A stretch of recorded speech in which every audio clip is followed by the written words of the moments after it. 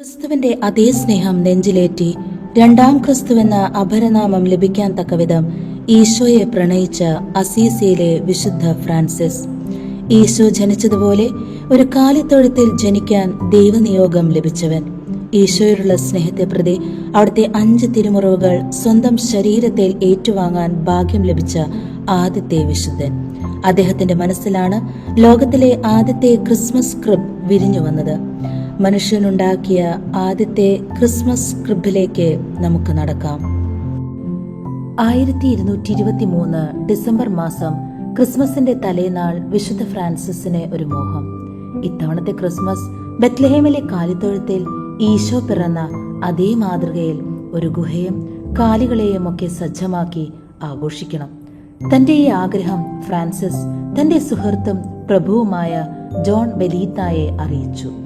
John, നമ്മുടെ ഈശോമിശിഹ ബെത്ലഹേമിൽ പിറന്നു വീണ അതേ ശൈലിയിൽ ക്രിസ്മസ് ആഘോഷിക്കണമെന്ന് എന്റെ ഉള്ളിൽ വലിയൊരു ആഗ്രഹം തോന്നുന്നു. ദാ ഗ്രേച്ചിയോവിലെ ആ മല അങ്ങയുടേതാണല്ലോ. ആ മലഞ്ചെരുവിൽ ഇത്തവണ നമുക്ക് ക്രിസ്മസ് ആഘോഷിച്ചാലോ? തീർച്ചയായും സഹോദര, ആ മല ഞാൻ വിട്ടുതരാം.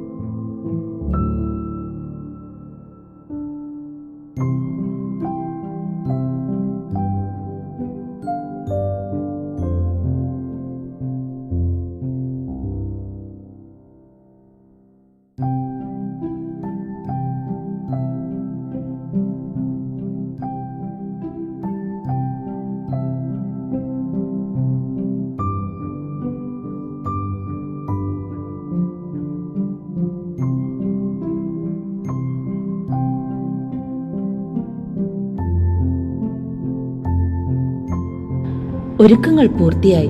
ഫ്രാൻസിസും സഹോദരങ്ങളും ഒപ്പം വലിയൊരു ജനാവലിയും ദൈവസ്തുതികൾ പാടിക്കൊണ്ട് ഗ്രേച്ചിയോയിൽ തയ്യാറാക്കിയ പുൽക്കൂടിനരികെ എത്തി.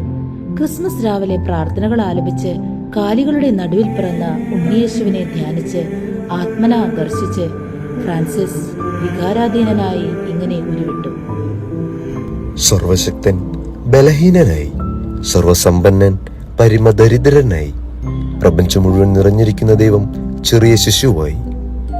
പാപിയായി എന്നെ രക്ഷിക്കാൻ ഓ ദൈവമേ, അത്യുന്നതങ്ങളിൽ ദൈവത്തിന് സ്തുതി. അത്ഭുതമെന്ന് പറയട്ടെ, ജോൺ ബെലീത്തായ്ക്ക് ഒരു പ്രത്യേക ദർശനമുണ്ടായി. പുൽത്തൊട്ടിയിൽ നിന്നും ഫ്രാൻസിസിന്റെ കരങ്ങളിലേക്ക് സജീവനായി ഉണ്ണിയേശു.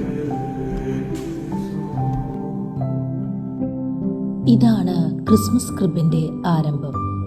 ഏവർക്കും പുൽക്കൂട്ടിൽ പിറന്ന ഉണ്ണിയേശുവിന്റെ അനുഗ്രഹവും സമാധാനവും സന്തോഷവും ആശംസിക്കുന്നു.